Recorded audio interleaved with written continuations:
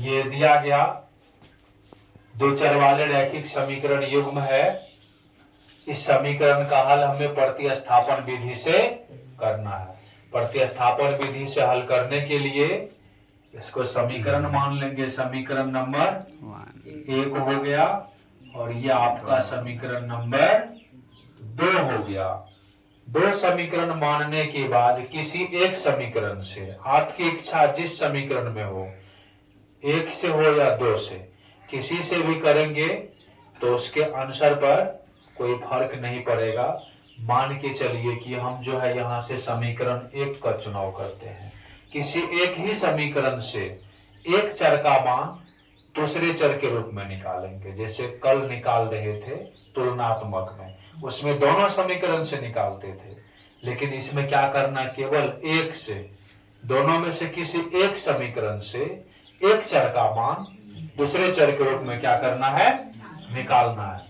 किसी एक समीकरण से एक चर का मान दूसरे चर के रूप में निकालना है। जैसे मान के चलिए हम समीकरण फर्स्ट का चुनाव करते हैं। फ्रॉम फर्स्ट हो गया, फ्रॉम फर्स्ट हुआ। यहां से देखिए x को हम इस तरफ रखते हैं, ठीक है। 3x बराबर 10 माइनस 4y।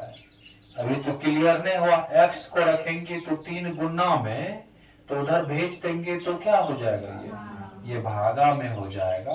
2 तक तो पहले हमारे पास था, तो ये क्या हो जाएगा, समीकरण 3 हो जाएगा।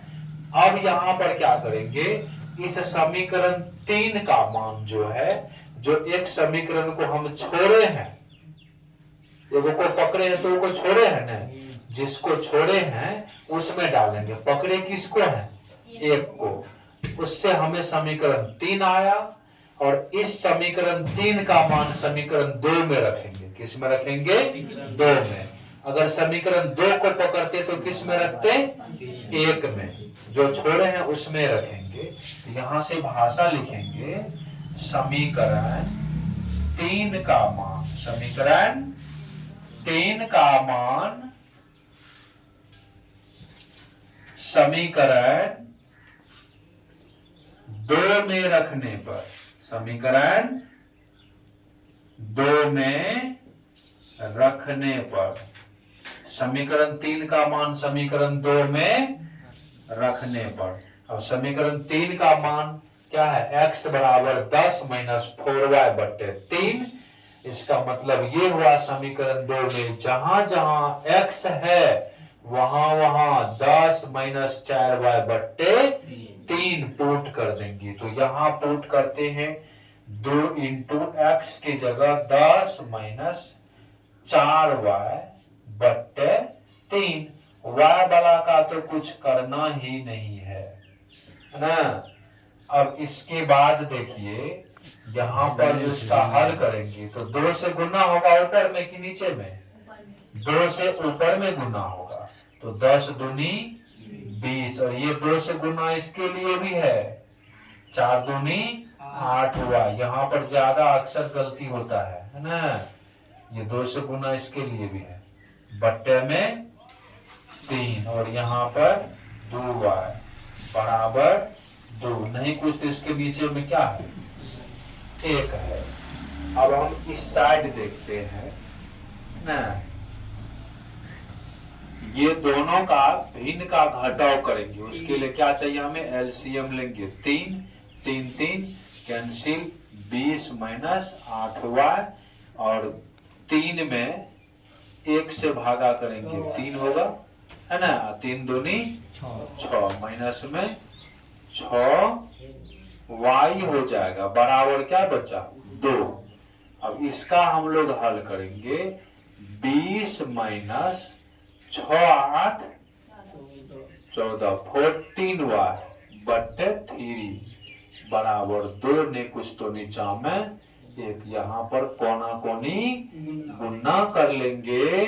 तो गुना करने के बाद 20 एकन 20, 14 एकन 14y बराबर 3 दूनी 6 माइनस 14y बराबर 6। पहले से 20 प्लस में उधर जाएगा तो माइनस में, तो यहाँ से -14 y बराबर -14, -20 में से +6 जाएगा तो क्या हो जाएगा, -14 हो जाएगा यहाँ पर। अब यहाँ से देखिए ये माइनस कैंसिल हो जाएंगे और 14 गुना में है, y का मान निकालेंगे उधर जाएगा तो भागा में, बटे 14 कट के y बराबर 1 हो गया।